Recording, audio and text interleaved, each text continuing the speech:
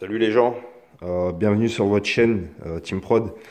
Bon, on est devant le carter de Ludix là, le Ludix que je suis en train de préparer, modifier, puis voilà quoi. Je suis en train de créer un Ludix Blaster à partir d'un Ludix, Ludix normal quoi en fait, les Ludix AR là. J'ai pas nettoyé le bas moteur. Pourquoi? Parce que j'ai pas ce qu'il faut pour le nettoyer. Par contre, j'ai bien nettoyé les portées de joint, tout l'intérieur là. J'ai appairé parce qu'en fait, il va être monté en kit 70 Erzal. Il y a marqué T6, mais je suis pas sûr que ce soit un T6. Hein. Il doit y avoir une erreur sur la boîte, je sais pas. Il n'y avait pas grand chose à gratter. L'autre côté, pareil. J'ai bien nettoyé tout ce qu'il y avait à nettoyer là-dedans.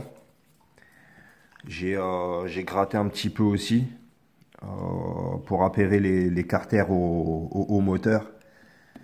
Je viens de préparer le vilo là, dégraissé avec la graisse de stockage. Là, je l'ai bien dégraissé à l'essence. Et puis, je vais monter tout ça là. Je vais monter tout ça, essayer de faire un truc quand même propre, même si les carters ils sont dégueulasses. Et je vais voir pour les nettoyer par la suite. Je voulais le faire au pétrole désaromatisé.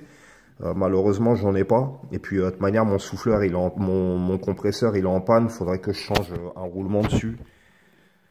Je vais voir pour faire ça. Et puis, voilà, il n'y a plus qu'à. Et puis, bon, on se retrouve pour la suite du montage. Je vais déjà commencer à chauffer là les portées de roulement de vilebrequin avec le pistolet thermique. Pistolet thermique, pour ceux qui ne savent pas, c'est ça. Je vais chauffer partout là-dedans. Je vais rentrer le roulement. La chaleur elle va aller sur le roulement et ça va faire qu'il va se dilater. J'aurai plus qu'à rentrer le vilo dedans. Si c'est bien chauffé, en principe, ça rentre tout seul. Il n'y a pas besoin de forcer ou quoi que ce soit. Ça va tout bien. Après, tu mets le joint, tu fais la même chose. Enfin, tu fais la même chose dans le second carter. Tu chauffes bien ici, tu mets le joint à l'intérieur. Pareil, il se dilate avec la chaleur. Tu fous le joint en papier là-dessus. Et terminé, il n'y a plus qu'à. Je vais pas mettre de pâte à joint. En principe, il n'y a pas besoin. Le joint en papier, il est là. En principe, il n'y a pas besoin. Je vais juste le passer à l'huile. Et le joint, il fait son taf. Il n'y a pas de galère avec ça en principe. Voilà. Je vous reprends. À tout à l'heure. On commence à chauffer. J'essaie de filmer tout ce que je peux à une main. Et puis quand je pourrai plus, je ferai des pauses. Et puis si ça n'a pas coupé au niveau de la vidéo, on continuera ensemble. Voilà, vous voyez, je suis en train de bien chauffer là. On va le laisser, on va chauffer ça pendant au moins 5 minutes au moins. Ça risque rien de toute manière. C'est la première fois que je fais comme ça. D'habitude, je monte directement les roulements sur le vilebrequin avec un tube. D'ailleurs, je vais vous montrer comment je fais normalement. Là, c'est la première fois que je fais comme ça, mais ça marche aussi. Hein. Les deux techniques marchent. Bon, il y en a une qui est quand même mieux que l'autre. Je fais une petite pause sur la vidéo. Je prends les outils pour vous montrer comment on fait en principe. Et puis, je vous reprends tout de suite. Bon, j'ai juste posé le vilo là, comme ça. Alors, ce que je fais d'habitude, je mets un petit peu de graisse, enfin d'huile ici. Tu vois. Après, bien sûr, j'huile un peu le roulement aussi. Je le pose là-dessus. Je mets un tube là qui épouse pile poil la taille là. Je le pose là et je tape dessus avec un petit marteau ou avec une petite massette, mais en tout cas tu vas doucement jusqu'à temps que le roulement il descende. Et j'ai déjà fait plusieurs fois comme ça fonctionne. Hein. Et bon là je vais faire à la manière un peu moins sauvage on va dire, parce que la mécanique au marteau en principe c'est pas de la mécanique là.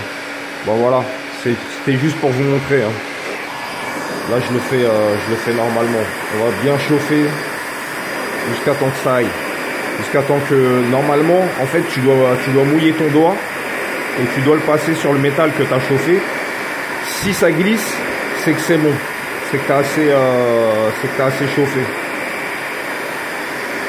En principe, hein, mais honnêtement, moi je chauffe 5 bonnes minutes et ça va tout bien. Il n'y a pas besoin d'aller foutre son doigt là-dessus puis aller se brûler ou quoi que ce soit. Bon allez, je vous laisse et à tout de suite. Ouais, je voulais te dire, si tu utilises la technique avec le bout de tube pour rentrer le roulement directement sur le vilebrequin, en face du maneton, le maneton c'est la partie ronde qu'on voit là. En face du maneton, c'est-à-dire à l'opposé, ici là, il faut que tu mettes une cale entre les deux. Parce que quand tu tapes sur le vilebrequin, il faut pas que tu resserres les deux masses en fait. Tu piges le truc, tu mets une cale là entre les deux masses, en face du maneton. Comme ça, quand tu tapes de ce côté-là pour enfoncer le roulement, tu resserres pas les deux masses en fait. Voilà, j'espère que tu as compris. Je peux pas t'expliquer autrement, j'ai qu'une main et il m'a pas filmé la manip là. Bon voilà.